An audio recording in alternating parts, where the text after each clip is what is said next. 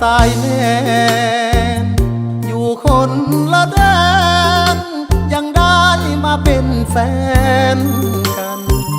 พี่เป็นหนุ่มไทยข้ามฟ้าจากเมืองบึงกาฬหอบใจสมตานขึ้นทางปากสันธานีออกจากปากสันมุ่งปากกระดิ่งนางฟ้ามีจริงบนรถสองแถวโซพีจึงเกิดตำนานฮักสองแผ่นดินทันทีผ่านมาหลายปีฮักเขาบ่เคยห่างกันบ้านโพนเจริญคือหังฮักเขาสองคนผ่านกี่แดดฝนกี่หนาวบนทางสร้างฝันกอดกันร้องไห้หลายคราวยังสู้กัดฟันอยากยืนข้างกันแม้วัน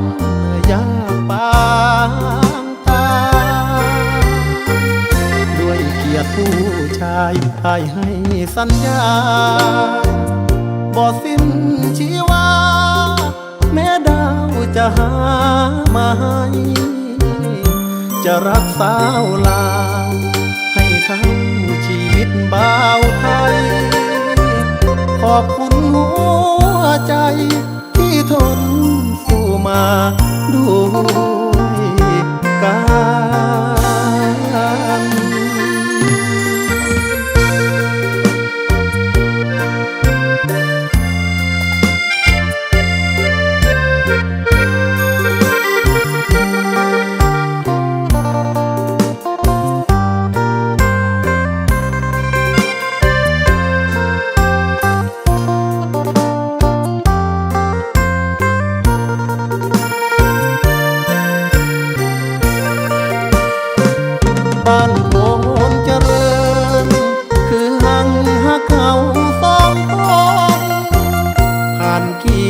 ดฝน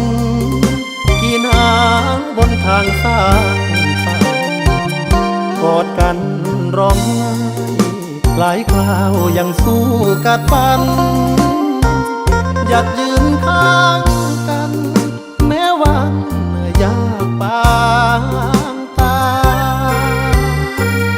ด้วยเกียรติผู้ชายพายให้สัญญา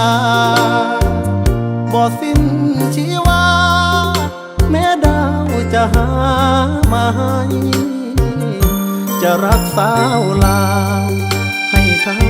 ชีวิตบ่าวไทยขอบคุณหัวใจที่ทนสู้มาด้วยกัน